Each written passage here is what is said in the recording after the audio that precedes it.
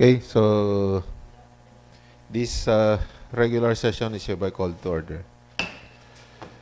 The invocation to be led by Honorable Alfonso Di Masuay and the Councilor's Creed to be led by Honorable Ana P. Collado.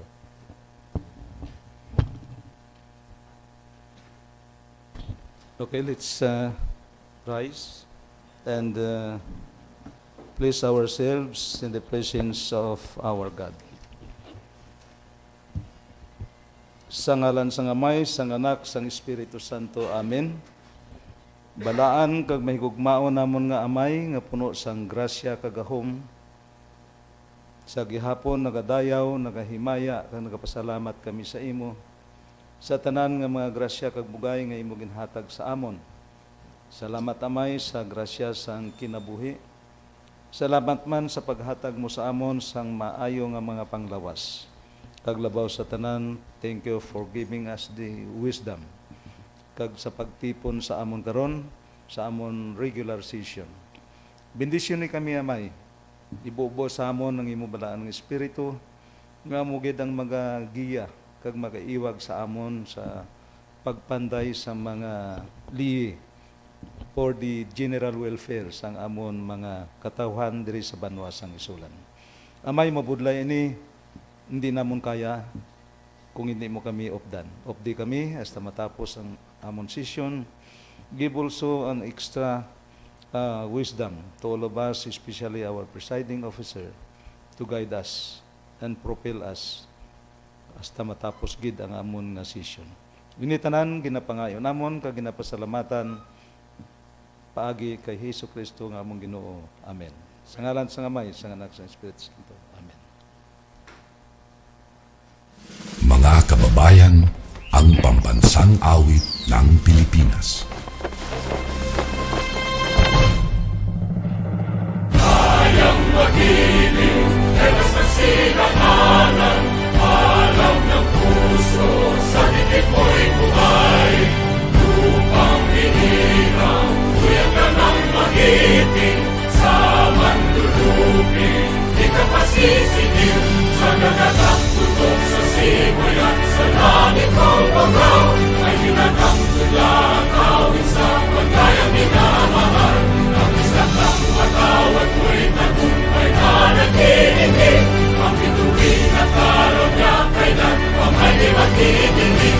Luman ang araw ng walhaging pagsinta, buhay langit sa piling ko.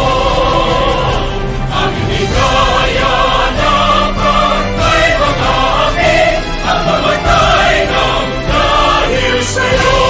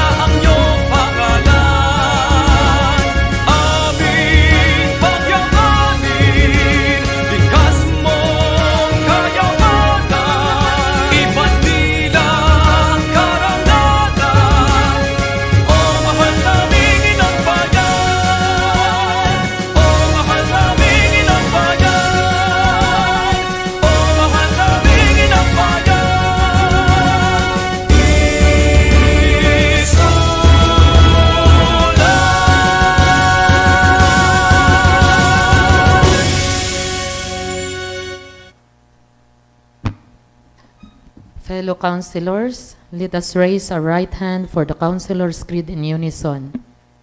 I am a Philippine councilor, mandated by law to enact measures and ordinances that redound to the general welfare of my constituents and their pursuit for happiness, peace, and prosperity. I believe in public service above self as the guiding principle of my official act. And as I thread the pathways of local legislations, may the Almighty guide my mind and heart that I shall be true to my constituents and the Filipino people.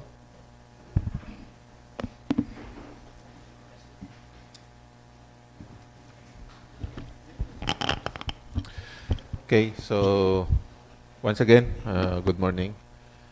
Let's have the roll call, Madam Secretary. Honorable Arnold Armada, Honorable Carlo Apiado, Honorable Moises Dular, Honorable Alfonso Di Masuay, Honorable Darlene Lama, Honorable Marvin Dalanon, Honorable Ana Fe Collado, Honorable Janice Choi Doliete, Honorable G.R. Dizon, Present. Honorable Joffer Durana, Honorable Balchon Fuscablo. So, Your Honor, at this moment, there are 10 members are present and only one member is absent in the person of Honorable Janice Joy Doliete. But, Your Honor, she informed us that she's coming, Your Honor. Okay, so quorum is declared. Next order of business. So, Your Honor, we are now on the reading and consideration of the minutes of the previous session. We have the minutes as of March 9. Okay, so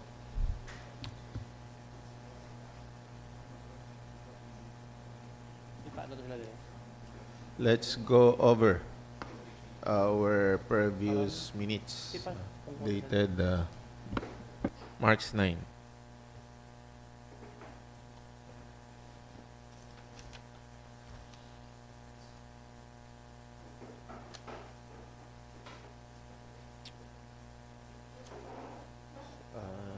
Ipa-flash ko ni karon step. Pero edit na lang step. Minggin crash ko. Sige. I-ano na lang. Hindi, sali lang yapon nga may crash para makita niya lang. Oo. Oh.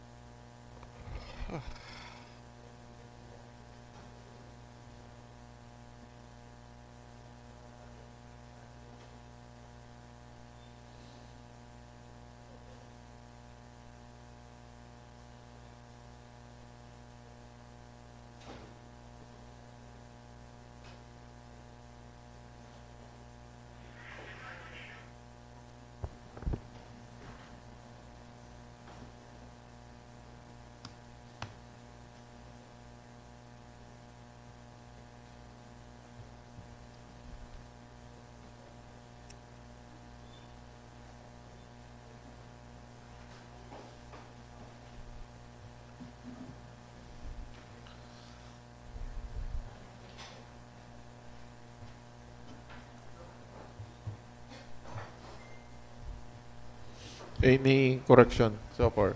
Honorable Carlo Apiado is recognized. Mr. Chair, if there's no correction on our minutes dated March 9, 2026, I move for its adoption. Second. Okay, so the minutes of our regular session held on March 6, 9. March 9, 2026 is hereby adopted. So, Your Honor, we are now on the privileged hour. So, any member? Okay, Honorable Carlo Apiado. Thank you, Mr. Chair. Mr. Chair, today we have the presence of our officers of the Junior Chamber International, ISULAN Sultan Chapter, headed by the President, Ms. Pam Panagiton. She's the newly elected President of the club. GCI, or the Junior Chamber International, formerly known as Philippine JCs. We have a chapter here in ISULAN, GCI ISULAN Sultan, a group of young-minded individuals with its mission to provide development opportunities to young people in creating positive change. With this, Mr. Chair, maybe as part of the courtesy call to this chamber, Mr. Chair, can we give them time to... Okay. So rules are suspended. So we recognize the presence of Ms. Pamela May Panagiton as the President of GCI ISULAN Chapter. Jorly May Magsipok, Communication Director, and Sari Panagiton. Okay? So, please give... okay. So you have already the microphone, Ms. Pam. Please proceed. Hello, everybody. Good morning. I am very honored to be here today as the 2026 President of Junior Chamber International. Our chapter is JCI ISULAN Sultan, and it has been at the beginning of our organization. It's actually a non-profit organization which began in 1980. So I am the 46th president of this chapter, and I'm happy that we were able to be given a few minutes of your time to introduce our organization. So JCI has a vision to be the foremost global network of young leaders. So this organization, a nonprofit organization that actually is very much inclined to youth development, leadership development. And here with you is actually one of our past presidents. Actually, he's also our senator, our EVP, which is Honorable Carlo Apiado. He was, if I'm not mistaken, the 2015 president of JCI ISULAN Sultan. And we're really honored, and we recognize him as one of the contributors of our organization who's uplifting young leaders, not only in ISULAN Sultan, but also encouraging and inspiring young leaders to create positive change in Sultan Kudarat. And there are 4 areas of opportunities, by the way, in Junior Chamber International, and we would like to encourage the honorables to actually, in visiting your communities, if you can inspire and encourage as well your young leaders, like the Sangguniang Kabataan, to join our organization. Why? There are 4 areas of opportunities for their leadership.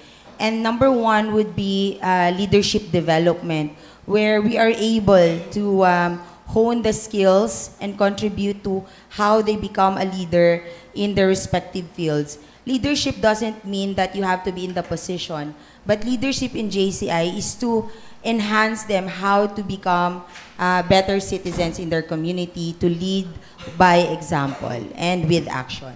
And number 2 area of opportunity would be community development, wherein we are able to provide opportunities for these young leaders to create projects for their community, outreach programs. So hindi kami yung non-profit organization na magkakawang gawa lang. So we actually start training first the members, the young members, young citizens of Junior Chamber International before they create projects to the communities. Why?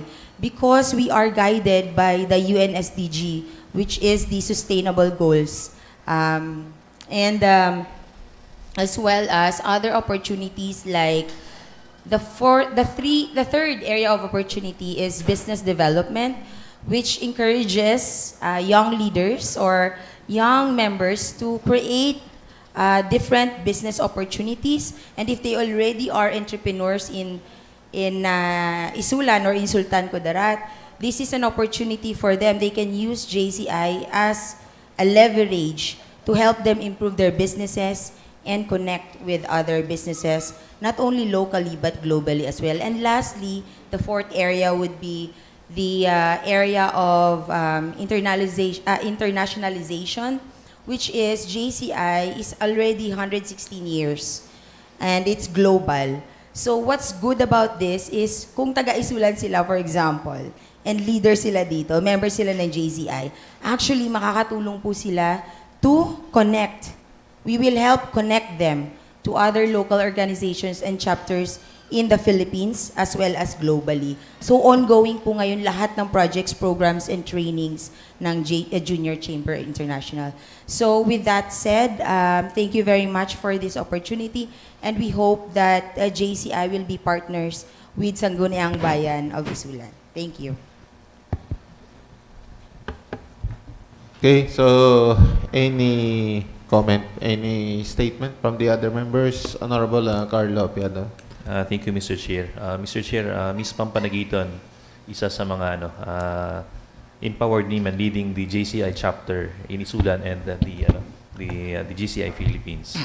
And today, as we celebrate Women's Month celebration, we would like to commend and we proudly recognize the strength, dedication, and invaluable contributions of women in our communities, in our family, and in our workplace. Kaupod sa aton nga pinalangga nga Mayor, Honorable Princess Rian M. Sakaluran, and our Secretary, and all the hardworking women of this LGU. Happy Women's Month sa inyong tanan. And our President-elect, the next President would be Honorable J.R. Dizon. He'll be leading the chapter, the club of GCI Isulan, and tandem sila ni Ms. Pam in leading the organization, and looking forward to for a collaboration with GCI Isulan Sultan and LGU Isulan in the near future, Mr. Chair. Okay, so thank you.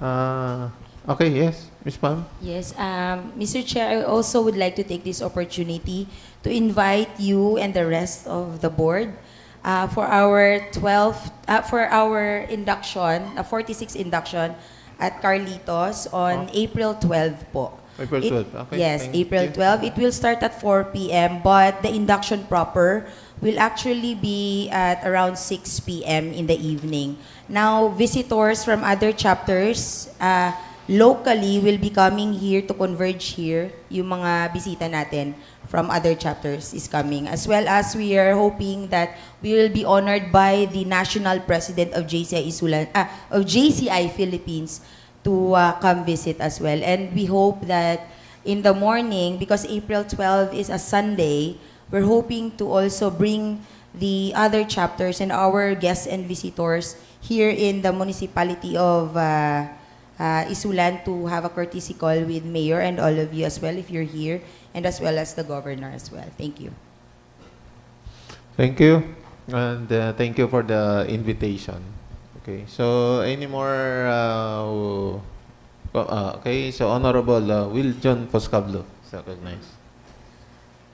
Yes, good morning, Mr. Chair. I would like to take this opportunity to thank the JCI for being the part of a outreach program of the Local Youth Development Council on April 11 sa Barangay Lagilayan. And also, naging active man sila tong site visitation together with the Local Youth Development Office. Si Ms. Pam ara gid sa dito naglakat sa site.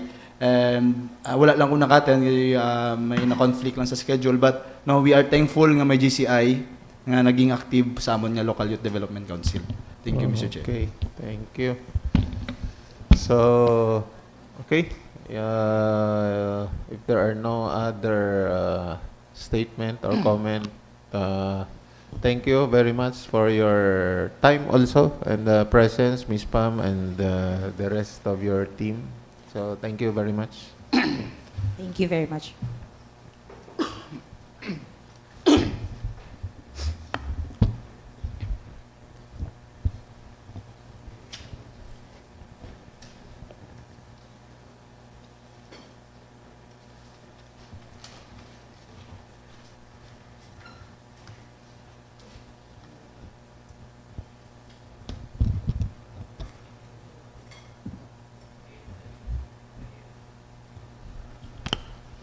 Okay, rules are restored.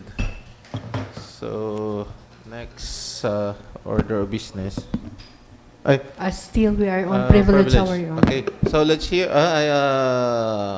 Honorable Alfonso Di Masuay is raising a point earlier. Yes. Thank you, Mr. Chair. And good morning, everyone. I rise for a question of privilege, and my privilege speech is regarding the state of our farmers, ang estado sang aton mga mangunguma. So, we could not deny that our farmers nowadays are in a very difficult situation. Tama ka, pigado aton mangunguma. So, we need an agricultural innovations to help our farmers. Kay balaan naton pigado, ano himuon ta? So, dapat may agricultural innovations kita nga himuon para nga mabuligan naton ang aton mga mangunguma diri sa banwasang Isulan. And nakita ko ni, isa ka innovation nga dapat makabulig sa farmers is we have to modify or upgrade our cropping pattern and planting pattern. Ano ning cropping pattern? Amo ni siyang ginasunod sang mga mangunguma nga sa pagtanom kag sa pagharvest. Normally, ang ginasunod nga cropping pattern diri sa aton is 2 croppings a year. That is wet season and dry season. Duha lang ka cropping. Nakita naton, that is relevant because before, may mga binhi kita nga malawig ang edad. We have a long mature varieties. Naga-edad sang 110 to 120 days bago ma-harvest. So that's why duha lang ka cropping season. Second reason nga ang duha lang because ang land preparation naton before traditional gagamit sang karabaw, arado lang, suyod, but this time daw mechanized na kita, agriculturally mechanized. Gagamit kita traktora, power tillers, mga kuliglig, nga madali. Even 3 days, tapos na ang land preparation natin. Third reason, nga ang 2 croppings a year lang kita, because we have a very distinct dry and wet season. Magsiling kita nga dry season, tiginit gina sa una. Magsiling kita nga wet season, ulanon, maulanon nga mga binulan. But this time, makita naton daw hindi na siya may climatic changes. Nga bisan dry season, damo ang ulan. So with this, makita naton karon, daw nakita ko nga dapat i-modify ang cropping pattern nga imbes nga duha lang ka cropping season, himuon ta 3. Kay kung duha lang ka cropping ang ginapaabot sang farmers nga income. Makatanom siya in 1 hectare, mayroon lang makaginansya sa sang 20 mil. And the 20,000 kung iprolong naton idol ang ilang lupa, wise ang tanom, magulat sila sa mga 3 to 5 months. Ubos na kwarta nila, way pasing mag-harvest sunod. So, the new innovations nga dapat himo naton is to modify the cropping pattern into 3 planting season. Because ang binhi naton karon is early maturing. It's only 90 to 110 or the longest is 120 days ang harvest. And the land preparation is too short. It's only 1 week or 3 days na land prepare na, kay machinery man ginagamit naton. And wala na sang distinct wet and dry season. May climatic changes nga kwan na bisan tiginit may ulan. So idol ang lupa, idol ang tubig, sayang ang tubig. So we could not promote diversified farming. Isa na siya ka advocacy naton. Hindi lang kita tanom lang sang palay, but palay ang area nga hindi pwede sa palay during dry season. Tamna naton sang vegetables or other crops, high-valued crops. So, Mr. Chair, I am proposing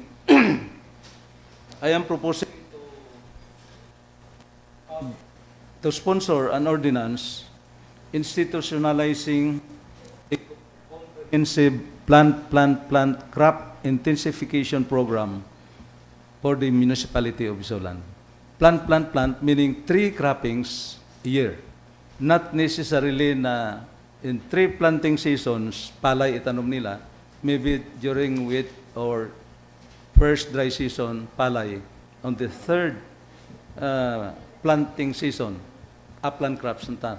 Vegetables, mais, pwede gihapon. Just to compensate, nga hindi na maghulat ang farmers natin for 5 months nga maka-income sila liwat. Gamay pang kita nila, kung duha lang ka cropping season, wala na, tigado gid ang farmers naton. So with this, Mr. Chair, ang proposed nga cropping season diri is, which season naton is May to August. First dry season is September to December, and the second dry season is January to April. With this, Mr. Chair, I submit a proposed ordinance institutionalizing a comprehensive plant crop intensification program for the municipality of ISULAN and providing funds therefore. I submit this, Mr. Chair, for first reading. Thank you very much. Any reaction? Any comment? For so long a time, we have this, we call this cycle of farming in our municipality. And we also heard that same also with our neighboring LGUs.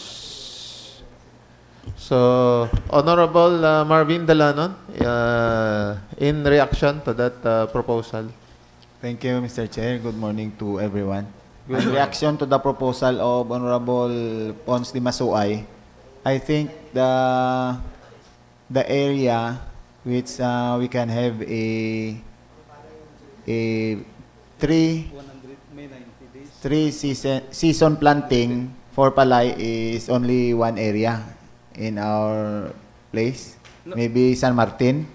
But for other crops, we can maybe have in all areas in ISULAN. For the first 2 cropping seasons, the entire municipality Is covered. palay. But for the second dry season, Any selected area lang ang matamnan naton sang palay. Sampalay, oh. But Ang other crops, other areas, anywhere. high value crops. Yes, Mr. What's the reason why selected areas only can be planted with palay sa in terms na lang third cropping? The adequacy of water Yes, from Mr. the dam. Because kung mag-init gid siya, gamay ang volume sang tubig nga mapasaka naton sa irrigation. So hindi naton masakop tanan atong mga higher elevated areas naton. Pwede tamnan sang mais. Actually during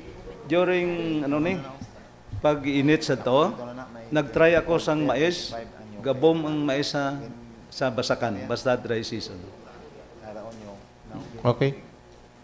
So, there's no objection, then the proposed ordinance of intensified, or what's the title of the ordinance, Honorable Pons? Mr. Chair, proposed ordinance institutionalizing a comprehensive plant crop intensification program of the municipality of ISULAN, providing funds therefore. Okay, so the proposed ordinance is calendared for first reading. And thank you, Mr. Chair, and permission to leave. I will be in Lagilayan for the Farmers' Day. Oh, yes, Oo. yes, yes. Yes, yes, granted. Thank you. part of official business, Honorable Friends. Okay, so Honorable Ann Collado first. You're raising your hand earlier. Good morning, everyone. Honorable members of the Sangguniang Bayan, esteemed guests, to our Honorable Mayor, Princess Rian Sakaluran, and fellow public servants. I rise today to acknowledge the invaluable contributions of the Lady Local Legislators League of the Philippines as champion of women's empowerment and local governance. They embody the spirit of public service. Their dedication to uplifting communities, advocating for women's rights, and promoting inclusive development is truly commendable. Let's recognize their efforts and continue supporting initiatives that advance gender equality and local autonomy. Together with Honorable Janice Joy Pidoliete, we attended the 4L Lady Local Legislators League in Manila last March 6, 7, 8, 2026. And we elect the national officers of 4L, and we are proud that it's from Mindanao who is elected as national president. It's Honorable Vice Mayor of Santa Maria, Honorable Josephine Mariscal. Mabuhay ang mga babaeng leader, ka gusto ko man ipaabot sa tanan nga kababaihan diri sa Banwas ang Isulan ang akong pagtamyaw sa Happy Women's Month celebration sa amon nga mga kababaihan sa aton tanan diri sa Banwas ang Isulan. Thank you. Thank you. Okay. So, when is our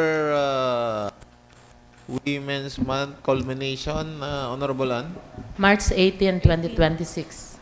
March 18. Wednesday. Wednesday. Yeah. Ano nito? Doon may mga councilors ka mag-travel. Oo. When is that? Tomorrow. Tomorrow. 17 to 21. To 21. Okay. Na-miss na niya schedule. Ano tong travel? Na-process na? TO pa malang man, no? Gani. So, we'll think otherwise, no? Kay kung maglakat way mabilin sa aton nga program.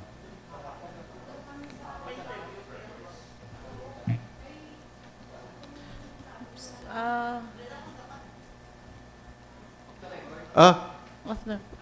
For sure, ang mga lady legislators dapat ara ka mo sa Yes, women's celebration na.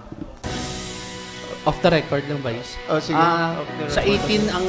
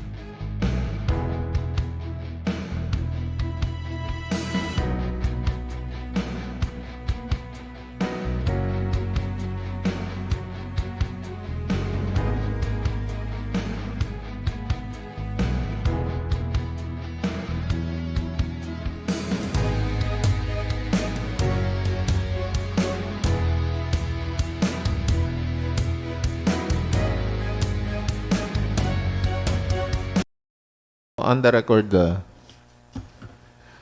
So, Honorable Marvin Dalanon, you're raising your hand earlier. Thank you, Mr. Chair. Good morning once again to everybody. During the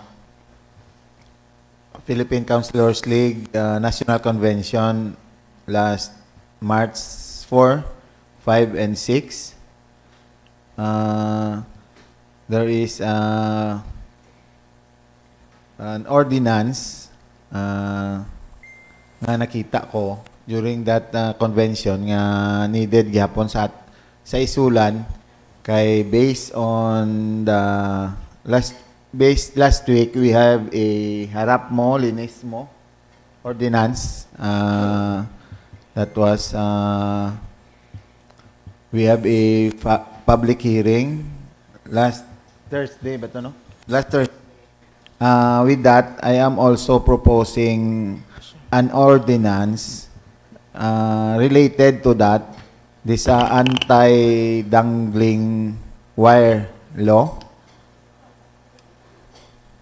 Anti-dangling wire ordinance.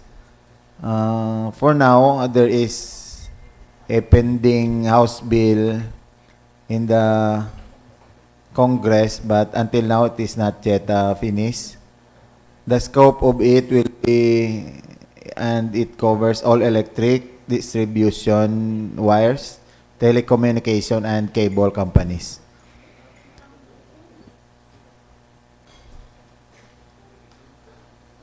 This initiative addresses both public safety hazards because of electrocution, road accidents, and a visual pollution, or it is called urban blight, caused by crowded utility poles. And with this, I move for this ordinance, the anti-spaghetti,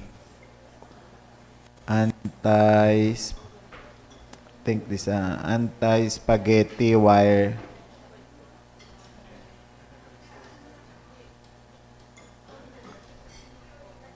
May ordinance na sin pero wala man siya na ano. Maybe if not, kung may harap na, i-revisit i-revisit or basi need i-revise. Kay need i-revise. Kag it Meaning, will be tandem to the harap mo linis ko. Okay, yes. Kay malinis ang dalom, ang babaw naga Oo. Nagarikot. Daw tanaw ko ano siya. Daw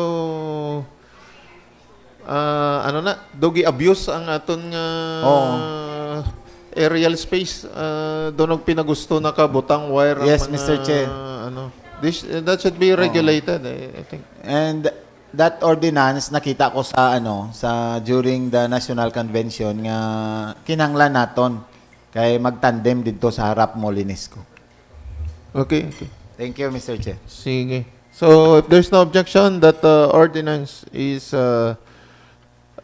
included as additional item on first reading. Any more? Honorable Moises Delor. Thank you, Mr. Chair. Good morning to each and everyone. So, ang privilege ko, Mr. Chair, is about the fuel price increase. So, as of now, madamo ang haka-haka nga maubusan daw ang Pilipinas ang fuel, crudo or diesel. So, iba bakal na damo, no? Ginastock na nila. Kaya pag-abot to sa Abril, why na daw baligya. So, ang iba naman naghambal nga mag-abot na 120 ang per liter. Gagang about sa mga haka-haka pa nga iban, naghambal nga pag-abot to sa Abril, ang tanan daw mga cooperatives ang ining ato niya kurente, electric cooperative, hindi na daw magsiriga kay tungod sa nagtaas ng kurente. So, with this, Mr. Chair, so we call the attention of our information officer in the person of Madam Morning Mejia, siguro to make a program, to disseminate a program like in a radio station or sa pamaagin niya sa social media. Agod nga ang mga tao natin siguro, Mr. Chair, aton nga mga constituent hindi magpanic about sa ining price increase sa aton nga fuel, nga mapakalma naton sila nga hindi tuod ini mga haka nga maubos ang aton nga mga diesel o fuel naton kag magsubra ang kataas ang aton nga fuel. So calling the attention of our information officer, Mr. Chair. Honorable Dular, are you requesting the presence No, of our information officer today? Our information officer that will make dissemination information siguro maybe on a radio station or social media nga magkalma ang aton nga mga constituent, Mr. Chair. Okay. If ever siguro pwede natin ipatawag yapon kung Sige. I think we should course through our request to the Honorable Mayor. yes, Mr. So Chair. it is the Honorable Mayor who will order who will direct our information officer to do the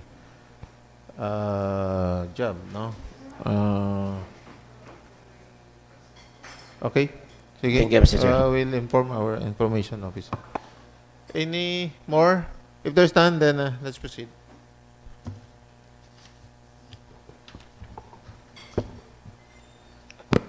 So we're now on the first reading. The first item is letter received from the Office of the Municipal Mayor addressed to the Secretary to the SB requesting the passage of a resolution authorizing the Municipal Mayor to enter into and sign a memorandum of agreement with the Medalla Drug Testing Laboratory. Okay, schedule this for second reading. Item number 2, letter received from the Office of the Municipal Mayor addressed to the OIC Vice Mayor requesting the passage of a resolution authorizing the local chief executive to enter into and sign a memorandum of agreement with the Department of Education. Do you have idea about this? So this is as regards the Basic Education Facilities Fund or BEFF projects for the school year 2026. Basic Education Facilities Fund, Your Honor, for 2026. 2026. Refer this to the Committee on Education. Item number 3, letter received from the Office of the Municipal Mayor addressed to the Vice Mayor endorsing the letter from the Municipal Health Office with the memorandum of agreement. So this is also for the requesting for the authority to enter into for the mayor to enter into and sign a memorandum of agreement in connection with the for a while, Your Honor.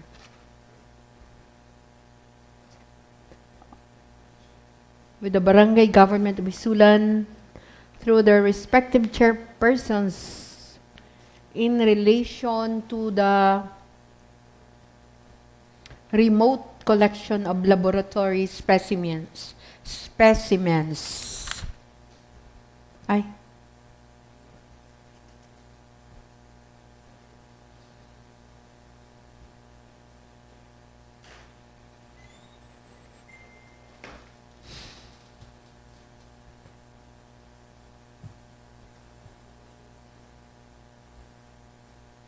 Item number 3. Number 3, Your Honor.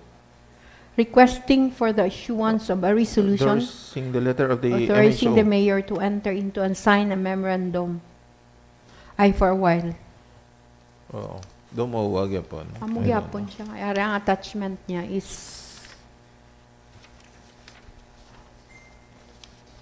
the very gist of the letter, Your Honor, is resolution authorizing the municipal mayor to enter into and sign a memorandum of agreement with barangay chairman on the remote collection of laboratory specimens.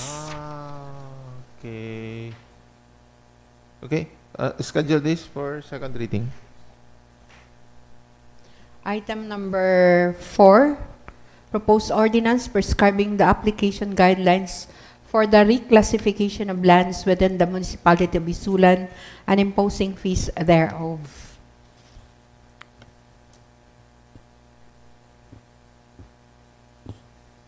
Okay, so refer this to the Committee on Zoning. Item number 5, memorandum to all department heads, section heads, and employees from the municipal mayor with the subject adoption of Memorandum Circular number 114, Series of 2026, directing all government agencies to strictly adopt energy conservation protocols. Okay, for our guidance and for our information. Then, item number 6, memorandum to all department heads, section heads, and employees from the municipal mayor with the subject adjusted work schedule for Muslim employees during Ramadan and energy conservation period. Okay, for our information and guidance. Item number 7, letter C from the Sokelco Incorporated addressed to the Vice Mayor. This is as regards the posting of order and notice of virtual hearing and thereafter issue certification.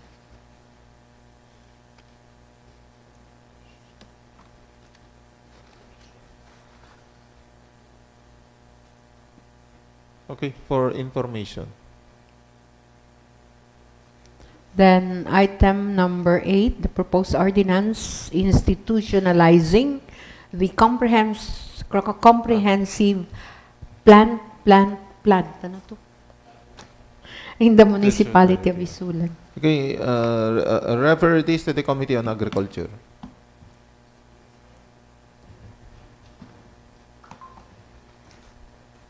So, Your Honor, we have no more items as reflected in our on the first reading, but the one suggested by Honorable Dalanon, anti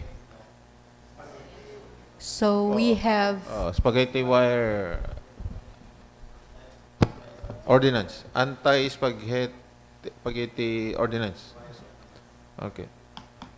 so, Your Honor, that is Refer to Committee on Transportation and Energy. Okay. so for inclusion, Your Honor, in the first reading we have here the letter addressed to the Honorable Mayor requesting, so this is from the ISULAN Sound System Owners Association or the ISUA. Okay. Refer that to the Committee on Accreditation. So we have no more items under first reading. We'll proceed now to the committee reports. We have, there was an earlier request for resolution to the one who topped the, ano to nga, board exam.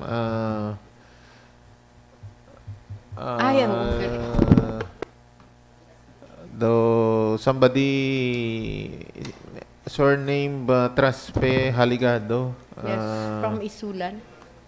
Okay, so we have not yet passed a resolution on that. Kaya lang.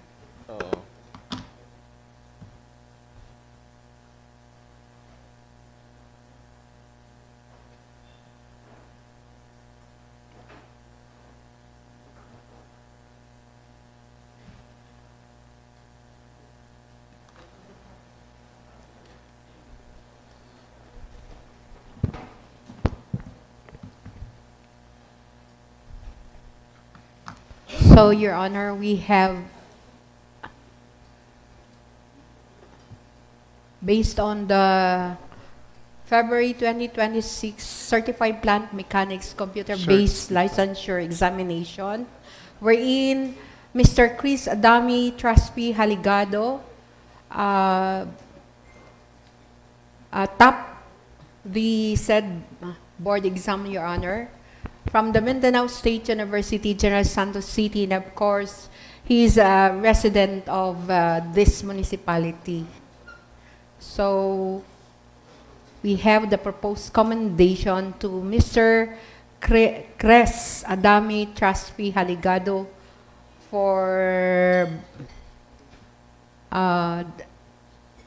being the top, for bringing honor to the municipality of ISULAN as the top one in the recently concluded February 2026 Certified Plant Mechanics Computer-Based Licensure Examination. Okay. So the resolution of commendation is scheduled for second reading. Honorable Apiato. Mr. Chair, the LGU also received a letter addressed to Honorable Mayor Princess Rihan M. Sakaluran as regard the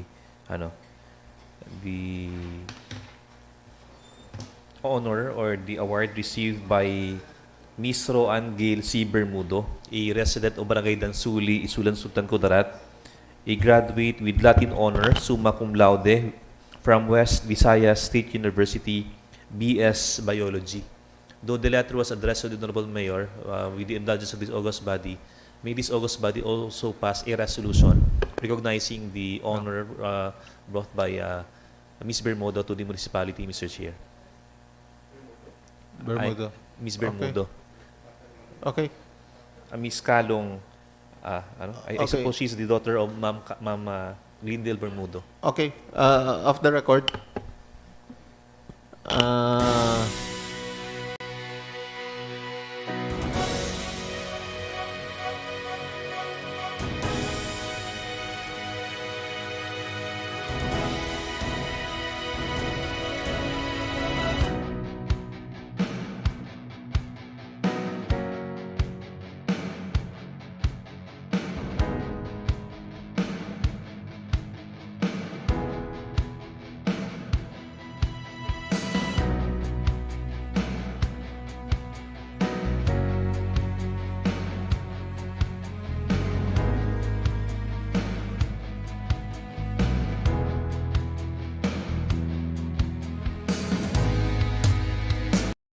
Resolution of commendation is calendar for second reading for Ms. Bermudo. Okay.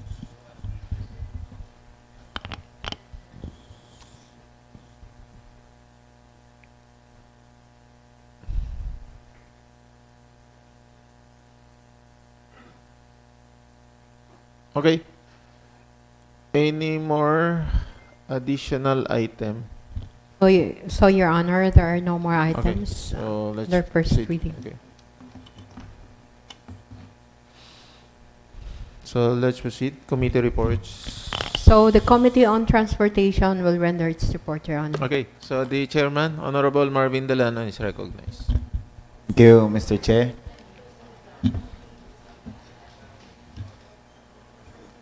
Subject Committee Report of the Committee on Transportation, Communication, and Energy. Committee Report number 2026-02.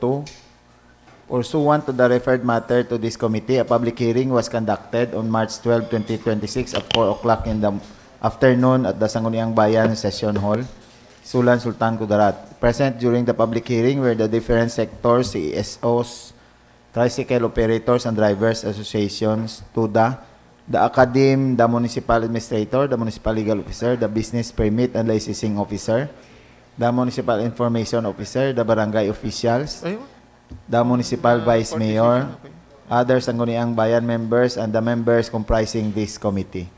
Item, proposed amendment of Municipal Ordinance Number 2022-267 ISB, entitled An Ordinance Prescribing the New Tariff Rates of all legitimate tricycles plying the route within the territorial jurisdiction of the Municipality of ISULAN, imposing penalties for violation thereof and for other purposes. Discussion and findings.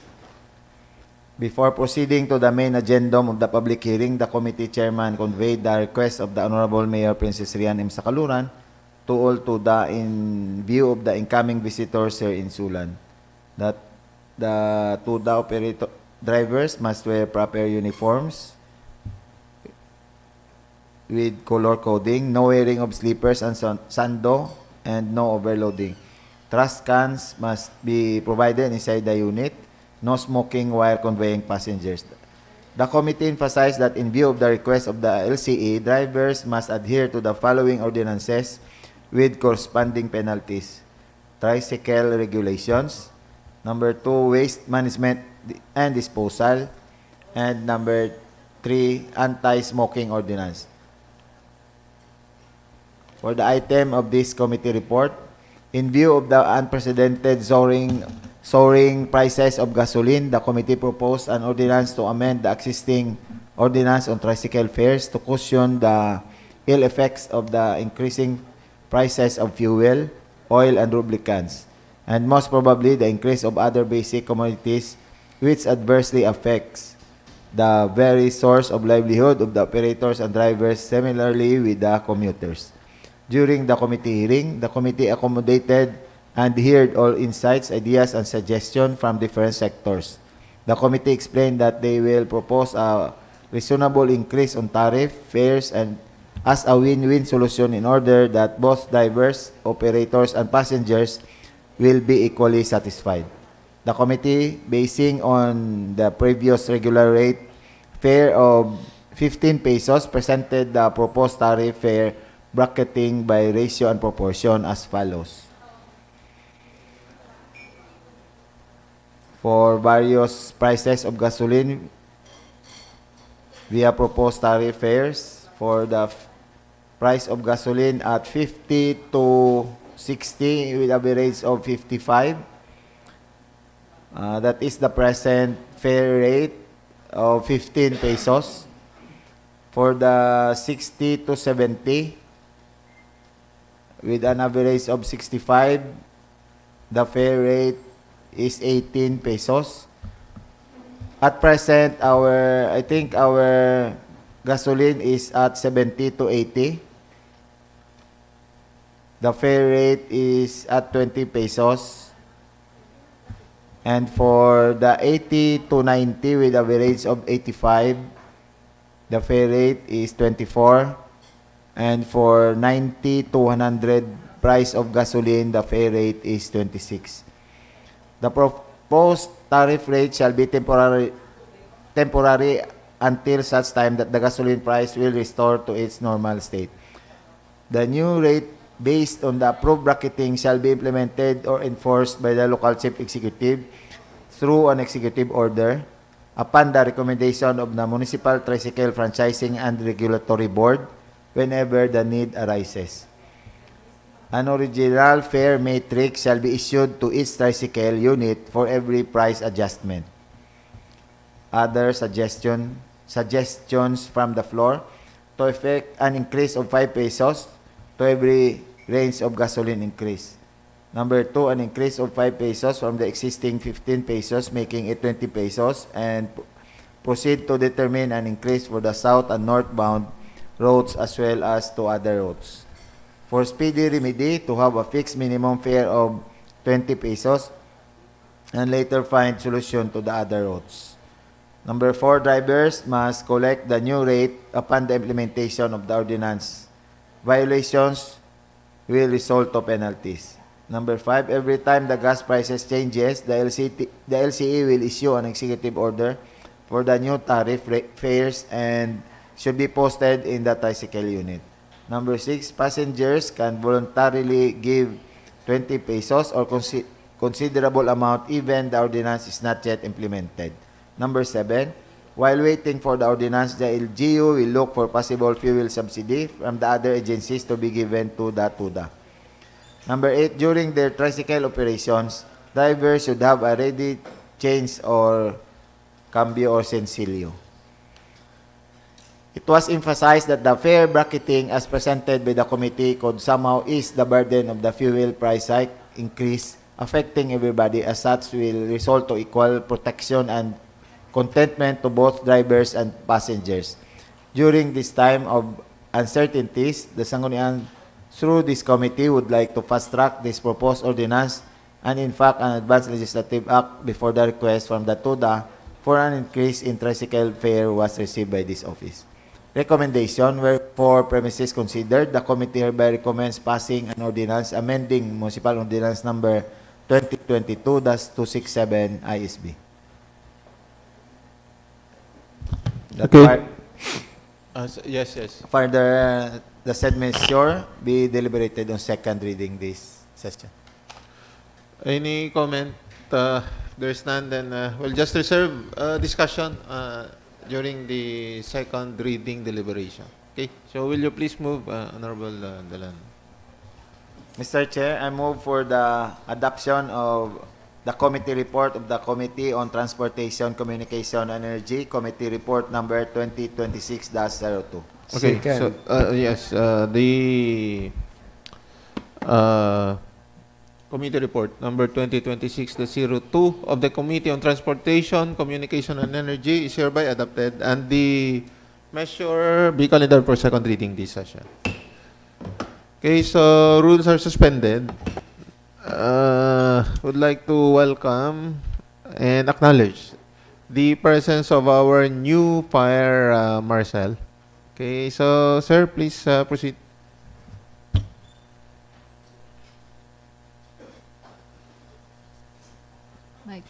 Mic test. Hello. Good morning sa tanano. Medyo respect to our municipal mayor, Honorable Bayrian sa Kaluran, and so with our Vice Mayor, Honorable Armada, sir, and rest of the members of the Sangguniang Bayan of ISULAN. I am Fire Inspector Andy Mosqueda Umaday, resident of Takurong, Sultan Kudarat. Previously assigned at Bagumbayan Fire Station for 3 years. Then it happens na nagkaroon ng revamp. Nag-swap kami ni Sir Madayag. So, dito na ako ngayon para magbigay ng serbisyo sa bayan ng ISULAN. Once again, good morning. Thank you. Any statement from the other members? Okay, so welcome, Sir Maday. We were informed that there is a new fire station, fire office, near Yes, the sir. integrated terminal. Yes, sir. Nakatransfer na kamo dito? Bali, ang schedule na ibinaba, hindi pa ho, sir, bali, ang schedule na ibinaba ng regional office natin is, it would be on April 7, Monday, the next month, para sa pag-inaugurate, then for the blessing. And subsequently, mag-transfer na ho doon. Okay. And what's the plan of the original or old fire station natin? Bali, ang plan namin, sir, is iwanan ng may mag-duty pa rin ho, sir. Then, isang fire truck yung i-deploy pa rin dyan, sir. Okay. Okay. So once again, welcome. So we look forward for a good working relationship with your department. Thank you very much, sir. Rest assured, 24/7 nandyan kami in order to give our effective and efficient services in the municipality of Bagumbayan. ISULAN. ISULAN. May favor pa kasi. Pero anyway, para sa aton tanan, sir, is nandyan kami para magbigay ng aming serbisyo dito sa ISULAN. Okay. Thank you, sir. Also, expect our support to your office. Thank you very much, sir. Okay. So, thank you.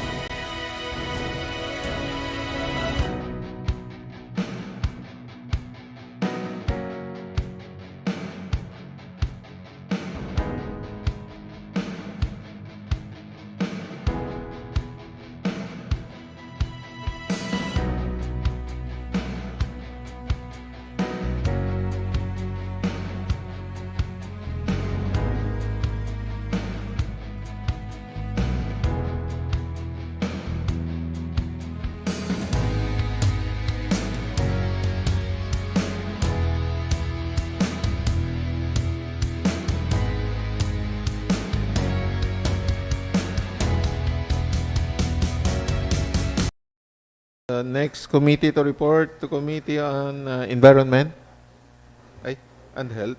Joint Committee, Environment and Health. Okay. So, who is the designated reporter? Honorable Dolar or Honorable Collado? No. Ay, Honorable Lama, Environment. Okay. Honorable Darlene Lama is recognized. Good morning. My committee report. Committee report subject Joint Committee report on Committee on Environment, Protection and Preservation, the Committee on Health, Sanitation and Nutrition. Joint Committee number 2026-01. Pursuant to the joint referral to these committees, a public hearing was conducted on March 12, 2026 at 2 p.m. in the Sangguniang Bayan Session Hall, ISULAN, Sultan Kudarat, present during the same where the municipal engineer, the municipal information officer, the MENDRO, designate barangay officials, representative from different businesses, establishments, and municipal vice mayor, and the members of this comprising these committees. Item, an ordinance strictly requiring all residential and commercial establishments within the municipality of Isulan to maintain the cleanliness and orderliness of the immediate surrounding and frontage, providing penalties for violation thereof, providing rules and regulation for the search for most cleanest household and for other purposes. Findings and discussions. During the public hearing, this committee presented the proposed ordinance to the public, obtained from them all insight, comments, and suggestions.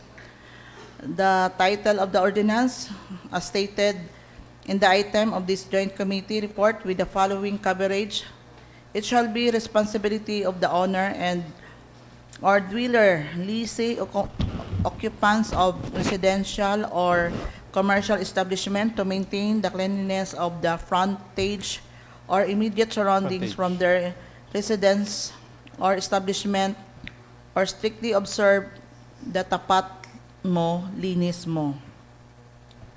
The very purpose of the ordinance is to instill the value of cooperation, and support in order to strengthen an advocacy of municipality of Isulan for cleanliness and orderliness, being premier municipality and capital of the province of Sultan Kudarat.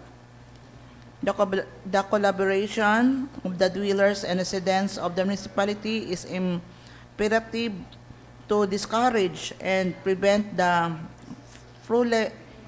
proliferation of continued practice of indiscriminate display of visual clutters in the frontage of their residences and commercial establishments, as well as any open or public places that affect cleanliness and their surroundings. The cleanliness of the municipality shall not only encourage and attract visitors, but will also provide health and environmental benefits. Conduct of the cleanest household in every barangay. Another objective of the proposed ordinance is to conduct the search of most cleanest household in every barangay, aimed at letter A, promoting cleanliness, sanitation, and environmental awareness of all household level. Letter B, encouraging proper solid waste segregation and disposal practices. Letter C, enhancing beautification and greening initiatives in every barangay. Letter D, fostering community participation and shared responsibility for the clean environment. Letter A, support public health and disease prevention efforts in the municipality of Isulan. The search shall be conducted annually. The barangay level evaluation shall be complete at least 1 month before the founding anniversary of the municipality, in which winners from each barangay shall be recognized during the awarding ceremony. A municipal grand winner may be selected among barangay winners. The attendees have no objection or comment as to rules and regulation governing the conduct of the cleanest household in the barangay. Thoroughly, they supported the passage of proposal. Consequently, the details of proposed ordinance will be presented to the plenary during deliberation of the same. The recommendation were for premises considered this committees hereby recommended passing an ordinance strictly requiring all residential and commercial establishments within the municipality of ISULAN to maintain the cleanliness and orderliness of their immediate surrounding, the frontage, providing penalties for violation thereof, providing rules and regulation for the search for the most cleanest household in for other purposes. Respectfully submitted by the Committee on Environmental Protection and Preservation, yours truly, Darlene H. Lama, Vice Chairperson, Janice Joy Juliete, Secretary Marvin Dalanon. And of course, for our Chairperson, the Committee on Health, Sanitation, and Nutrition, Chairperson Moises Dolar, Vice Chairperson Marvin Dalanon, and the Secretary Carlo Apiado. That's all, Mr. Chair.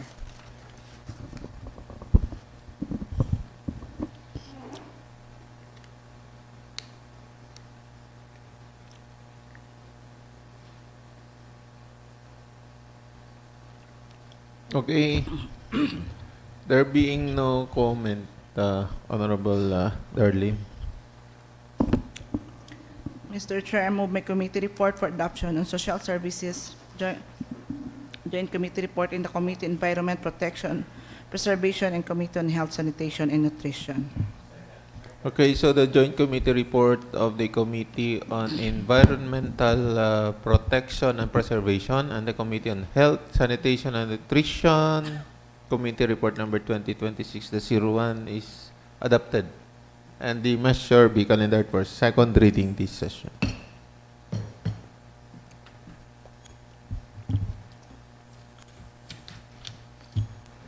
So, Your Honor, there are no more committee reports. We'll proceed now to the calendar of business under second reading. So, first, we have the proposed measure based on item number 1, which is the request from the Office of the Mayor to authorize the municipal mayor to enter into and sign a memorandum of agreement, or MOA, with Medallia Drug Testing Laboratory.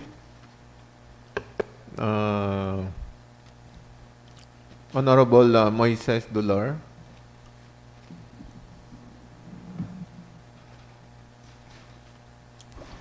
Mr. Chair, I move for the passage of a resolution authorizing the municipal mayor to enter into and sign a memorandum of agreement with the Medallia Drug Testing Laboratory.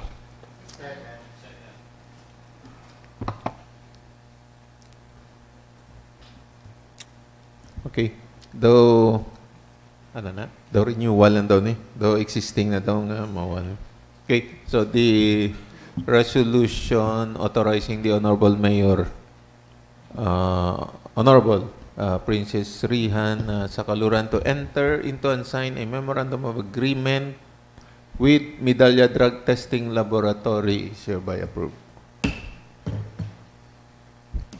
Next proposed measure in second reading is the commendation to Mr. Chris Adam Traspi Haligado for bringing honor to this municipality, being the top one in the recently concluded February 2026 certified plant mechanics computer-based licensure examination. Okay, Honorable J.R. Dizon, the Committee on Good Government Chairman.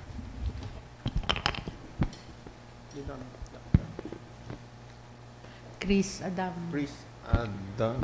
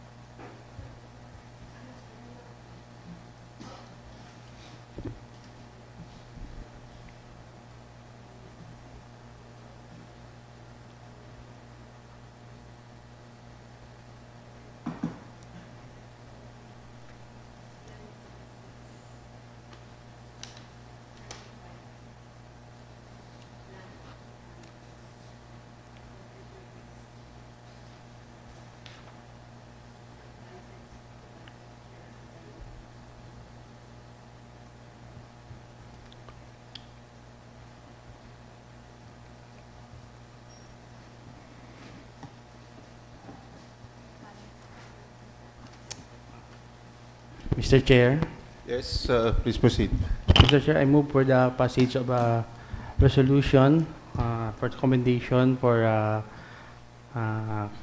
Ms. Chris Adame Haligado for passing the 2026 for passing and get the number one on a board exam for the 2026 Certified Plant Mechanic Computer-Based License Examination.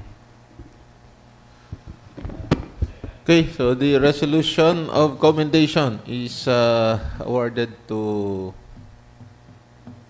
Chris Haligado for achieving, garnering number one in the board exam for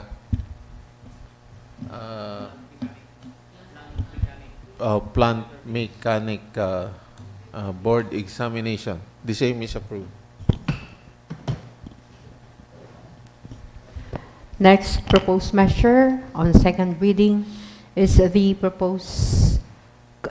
commendation to resolution of commendation to Miss Nisha? Bermudo. Miss Roanne Gale C. Bermudo for bringing honor to this municipality. She is a resident of this municipality as the summa cum laude graduate of the Western Visayas State University.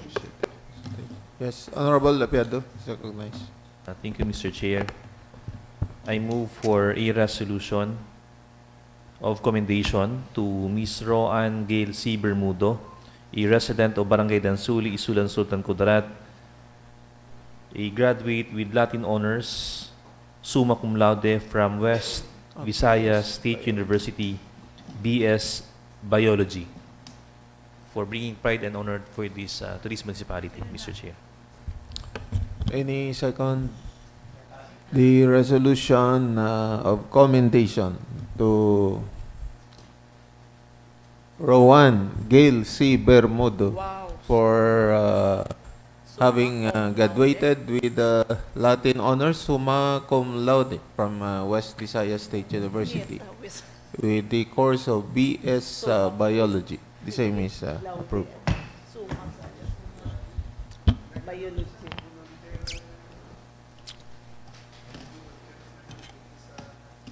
Next, Your Honor. So this is proposed measure based on item number 3, Your Honor. Sorry, Your Honor, we have skipped. Supposedly, this will come ahead before the proposed commendations. So this is a resolution, the proposed resolution to authorize the Honorable Mayor to enter into and sign a memorandum of agreement with the barangay chairman on the remote collection of laboratory specimens. So attached is the MOA, Your Honor. Okay, so Honorable Moises Dulat.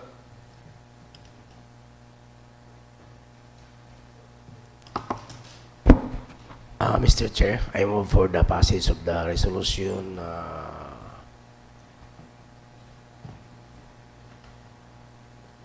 authorizing the municipal mayor to enter into and sign a memorandum of agreement with the barangay chairman on the remote collection of laboratory specimens. Okay, so the resolution authorizing the local chief executive, Honorable Bayrihan Sakaluran, to enter into a memorandum of agreement with the barangay chairman on the remote collection of laboratory specimens. The same is approved.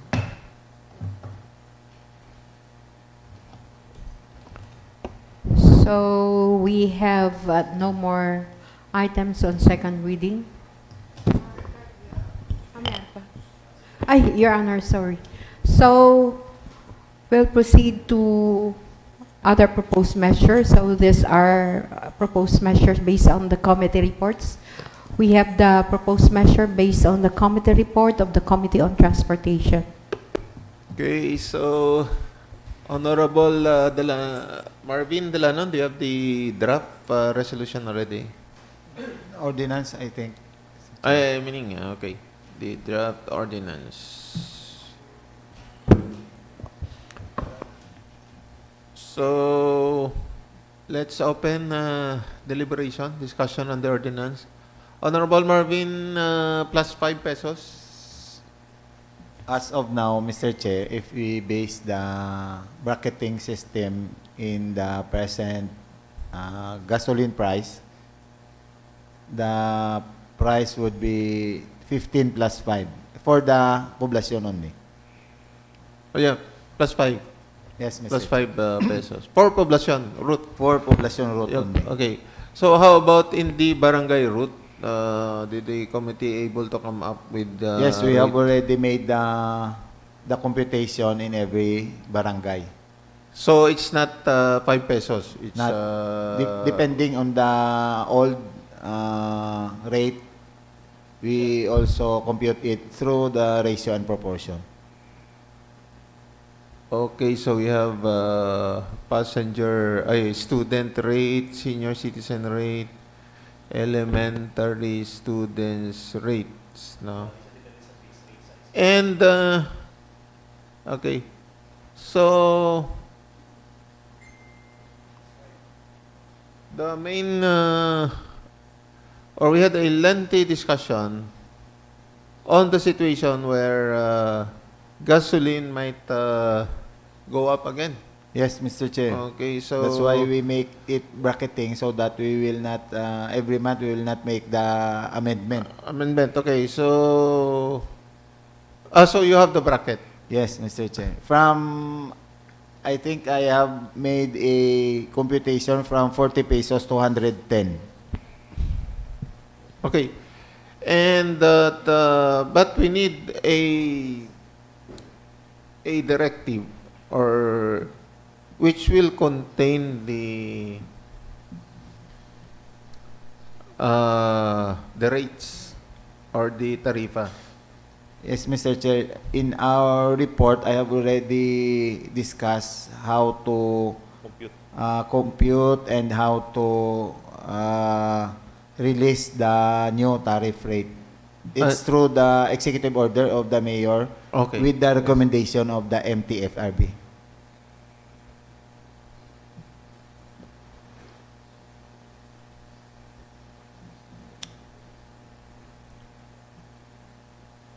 Okay, so we have to sige. Mr. Chair, this is the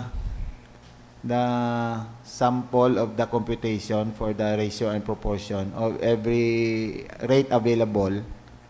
The old rate is 25, 20, 30, 25, and 45, and also 50. The computation is included in the ordinance. Yes, Mr. Chair, we Okay. will put that one. Okay, so we'll start with section 1.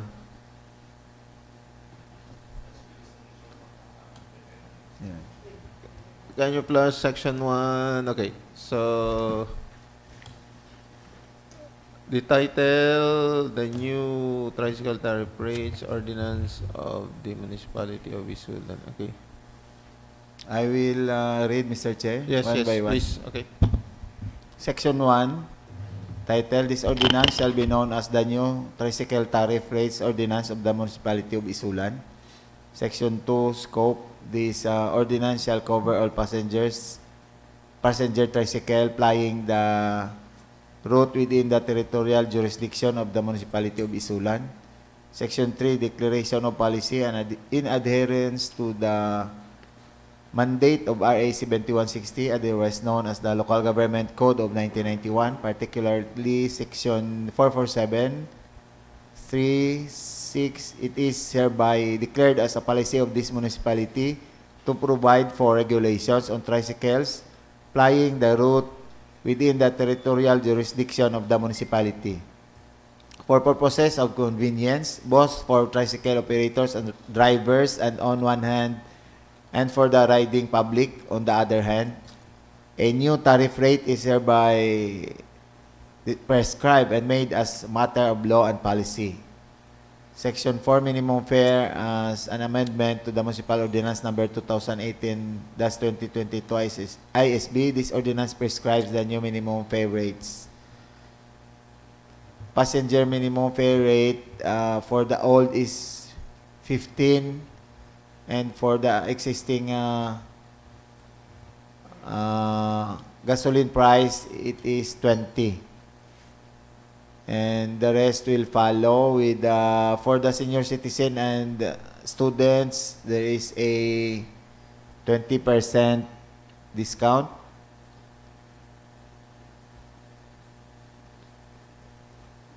That is 16 pesos. And for the elementary is, I think, 50%. 10 pesos. Roads covered by minimum fare. It is hereby established roads covered by the minimum fare of 20 pesos with the landmarks as point of origin provided hereunder as follows. Letter A, from the public market to all point bounded by Don F. Buencamino Avenue to King's College in Calawag and going east to Old Capitol, KSU, ISULAN Campus, ISULAN National High School, and Capitol Centro in Calawag 2. Letter B, from the public market passing along Ninoy Aquino Avenue going southbound but not exceeding the Isla Adelina, Calawag 1.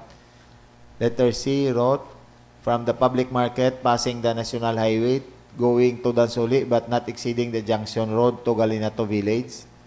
Letter D, from the public market going west to Calawag 3 Elementary School. Letter E, from public market going east to Calawag Bridge along National Highway.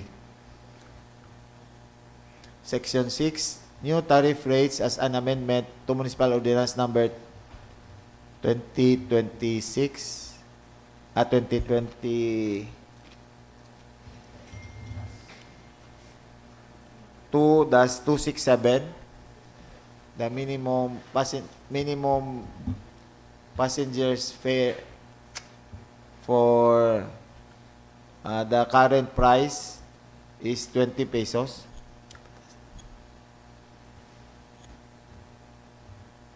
And for the college students, 16 senior citizens, high school and college students, PWDs, at 16 pesos.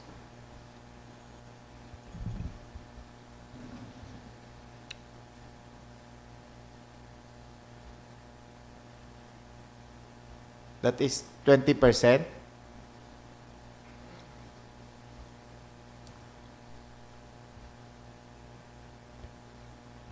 Then for the elementary student, at 50%, 10 pesos. Section 5, roads covered by the minimum fare is pababa.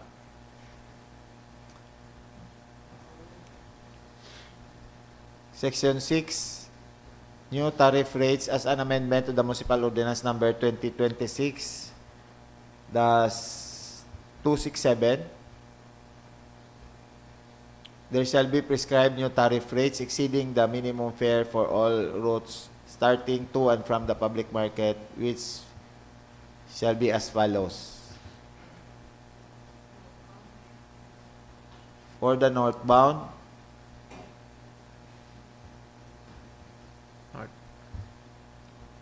Boundary Impao, 25 pesos. Dansuli Karam. Actually, this is only for one bracket. For the existing only, but we will put every bracket in the new ordinance. Dansuli Karam, 30 pesos. Dansuli Galinato, 20 pesos. Dansuli Labintao, 30 pesos. Impao National Highway, 30 pesos. Mapantig, 40 pesos. Kenram Gate 2, 30 pesos. Carbemco, 30 pesos. Dansuli, Purok 10, 20 pesos. Southbound, Calawag 1, New Municipal Site, 20 pesos. Bambad, Purok Rojas, National Highway, 25. Bambad Proper, 30. Kulambog Crossing Bungot Principe 40 pesos, Kulambog Panes 40 pesos, Kulambog Proper 50 pesos. Eastbound Kalawag 2 Capitol East to Veterans Marker 20 pesos. Sampaw Agan Homes 20, Sampaw Lunura Homes 20, Kalawag Extension Ladores Street 20 pesos, Kalawag 1 Bliss 20 pesos, Kalawag 1 Riverside 20, Sampaw Sitio Loyola 20 pesos, Kudanding Arsenio 40 pesos, Kudanding Proper 40 pesos, Kudanding San Martin 30. Mali. Ang Kudanding San Martin, please check. Kalawag 1, Honorata, 20 pesos. Sampaw Proper, 40 pesos. Sampaw Bungsi, 40 pesos. Sampaw Adarles, Barcelona, 40 pesos. Sampaw Adarna, Via Adarles, 40 pesos. Sampaw Pine Tree, Pimentel, 40 pesos. Sampaw Condaharana, 40 pesos. Sampaw Upper Villa Clara, 40. Sampaw Lower Villa Clara, 40. Kalawag 1, Granada, up to Kalawag Creek, 20 pesos. Sampaw Public Cemetery, 20 pesos. Kalawag 2, Barrio Bago, Purok Masagana, 20 pesos.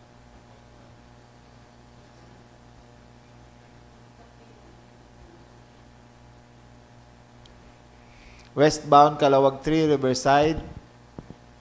Pakibalik bitaw sa ano to, northbound. Kalawag 1. Wala na tapos. Tong sa first lead, ara. So 1, 2, ang bliss mo is 20. Amo na dati. Ay, 15 lang dati. Naliwat na. De, saka pa gamay. Saka. Balik ulit. 1 to 6.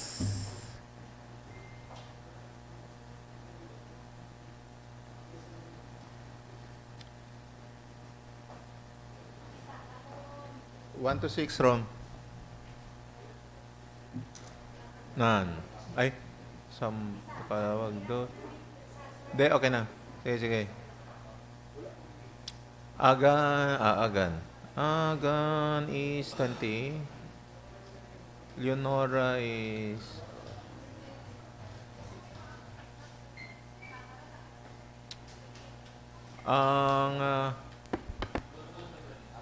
old ni? Sorry, Mr. Chair, old pagali na. No. Sige. Plus 5. Sobra ang iban, Mr. Chair. So, plus 5 ni. Sobra plus 5 ang iban. Ate, sige. Just revise the rate na. Based on the formula, mga 33% kid ang nagtaas. Kay kung sa existing nga price ang gasoline, mga 33% gid ang nagtaas sa 5 pesos sa 15 nga original rate. So mga 22, 23, salisay siguro. Sa 20 mga 20 may mo isa 26, 27. Okay, sige. Medyo damo-damo lang gid siya. We will make tabulation for every rate. Sa final reading lang next this session yun po. Okay. We will approve in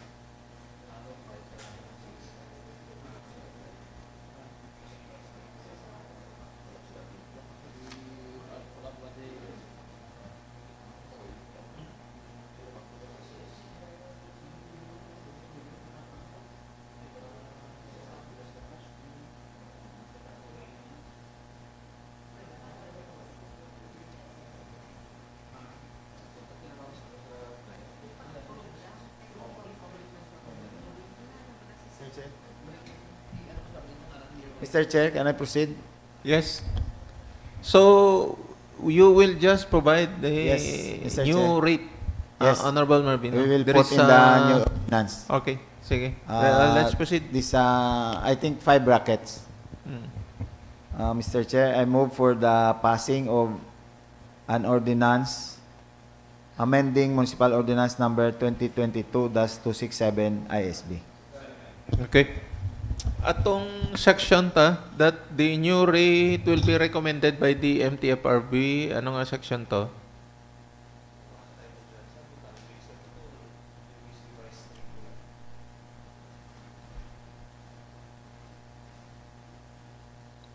Wala pa na butang. Ay, are.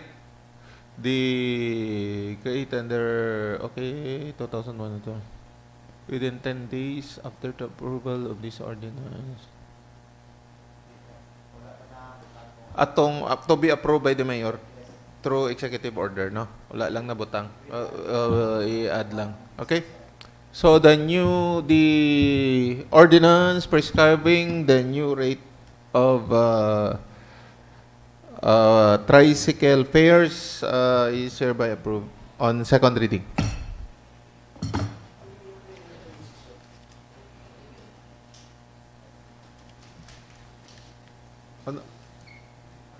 Honorable Dular? Hindi pa tukwan. O wala pa nila na butang? Third reading, wala pa. Another section lang. For third reading na.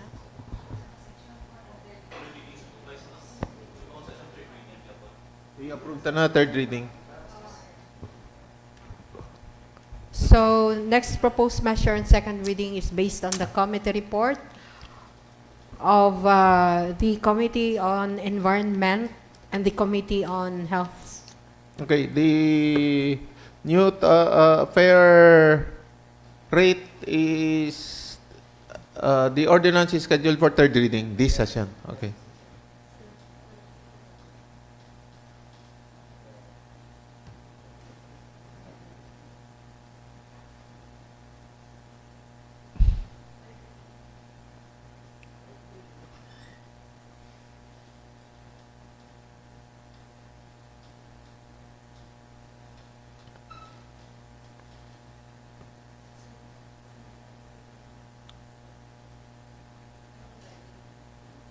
Okay, the proponent, the sponsor, Honorable Darlene Lama, is recognized. I move for the passing ordinance strictly requiring all residential and commercial establishments within the municipality of ISULAN to maintain the cleanliness and orderliness of their immediate surrounding and the frontage, providing penalties for violation thereof, providing rules and regulation for the search for most cleanest household for other purposes. Okay, shall we go to the mga acts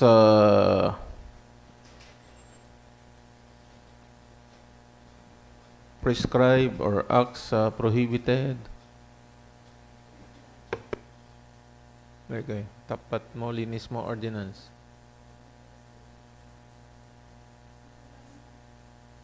Sige, please proceed.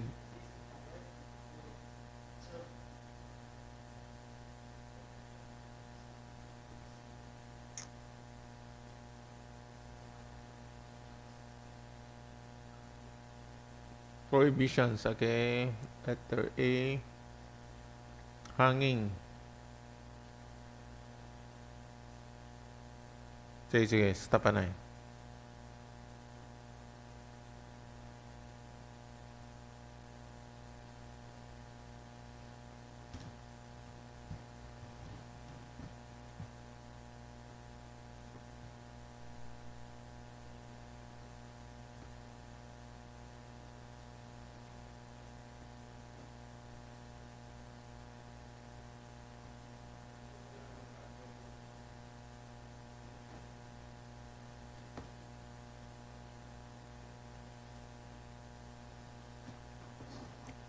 Okay, any comment on section 4?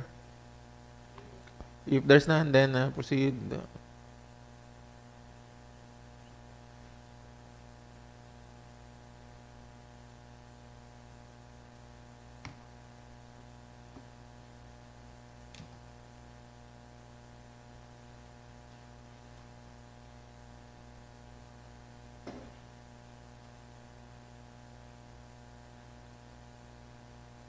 Sige. Section 7.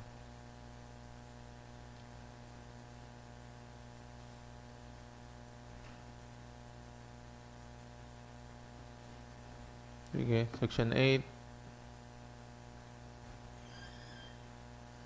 Okay, you provided for the criteria.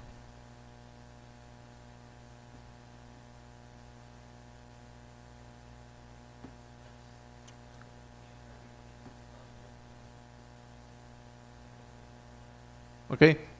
Any comment? There being none, Honorable Darlene, will you move for the approval?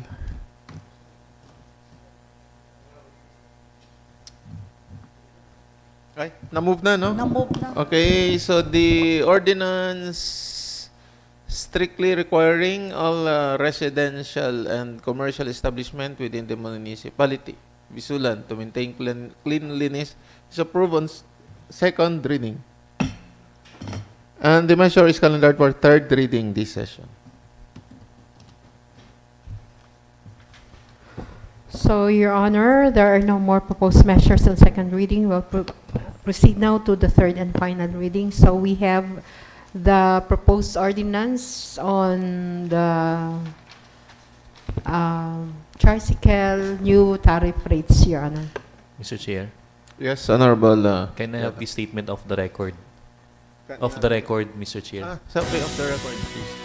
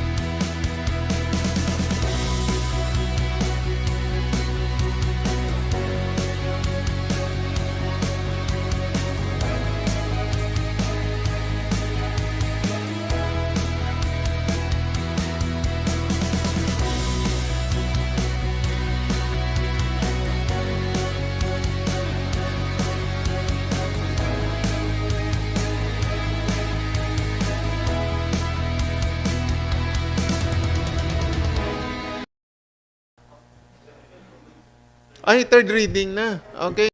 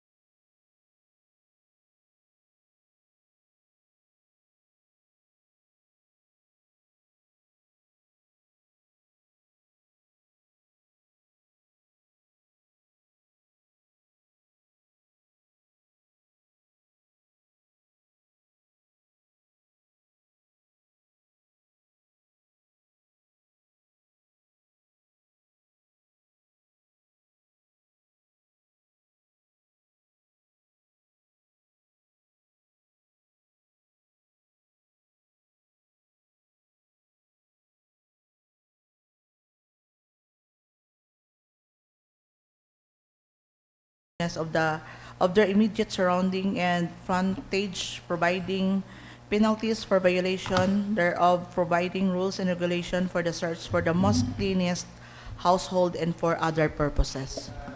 Okay, so the ordinance strictly requiring all residential and commercial establishment within the municipality of Isulan to maintain the cleanliness and orderliness, the same ordinance approved on third reading. Okay, other, Madam Sec, no more. So, Your Honor, we have no more items as reflected in the order of business, Your Honor. We are now on the unassigned business. So, unassigned business, please flash on the screen the proposed 2027 budget for the Sangguniang Bayan and the Vice Mayor.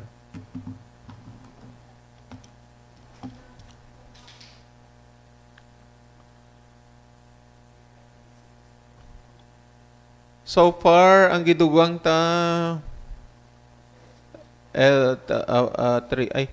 Local Legislators League. 4L ni. May league pa ni karon. Ay karon 3L lang. 4L. NMYL. Okay.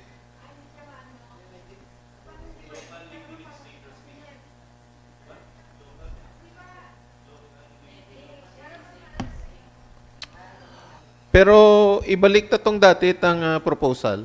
Ara datong old. Alam ning advertising expenses do ibalik ta ni sa the 1 million malagi na butang tada. Subscription, repair maintenance of government vehicles, dapat increase rate ni. Okay, JO, okay. Opening session, balik na. And committee. Sige.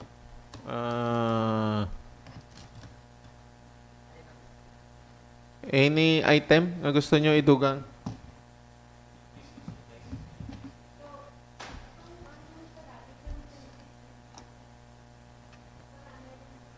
Ato ora?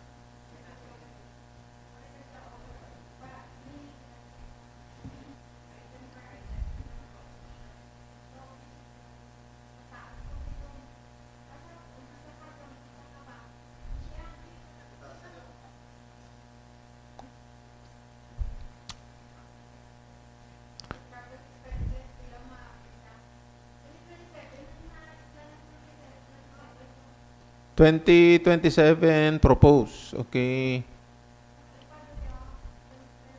Oh, di isarado na lang na 500 sa Vice Mayor.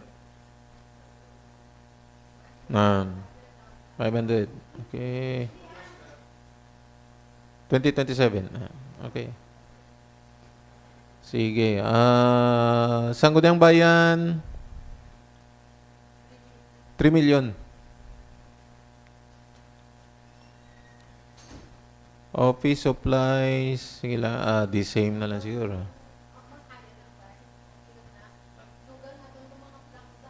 Eh, tama. Kung magdugang tati, dugang man ta. Mga pila? 700?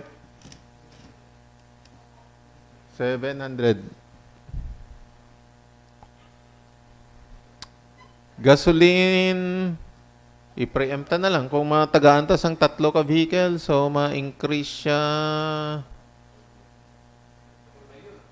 3.5.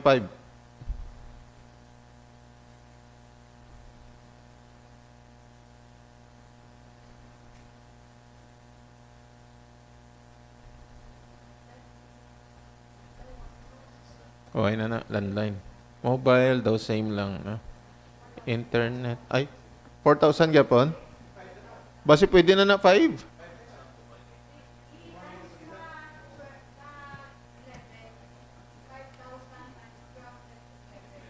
Oo.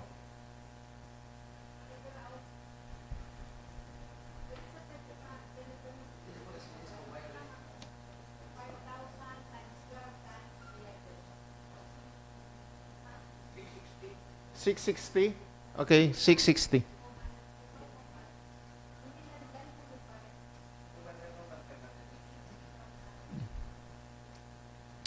Internet, I don't know. As islan siguro.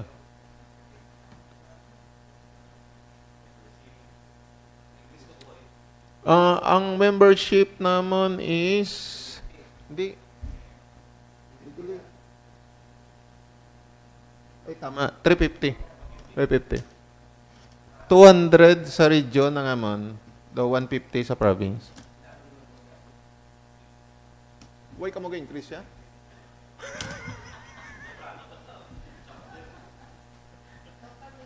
Sino ga-approve sa inyo ang juice? Ang region mo lang eh. Oh, i-approve mo lang. Sige, tuloy mo na.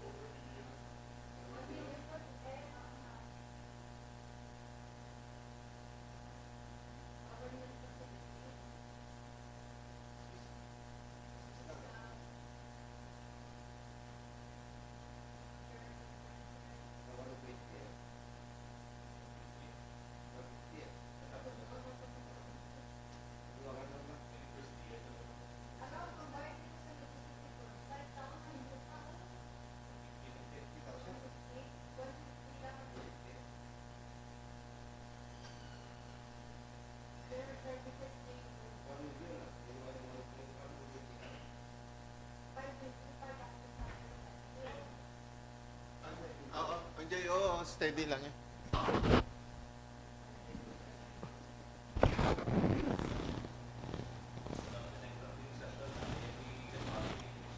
Ining website, wala siya sa 2026. Amo na gani. So dapat may dali lang. Other matters pa wala na. Sige, session adjourned. Ining website kali na propose na nila last year pero why na approve. So ibalik ta lang. 150. Wala gani na approve na. Pero na propose na. Opening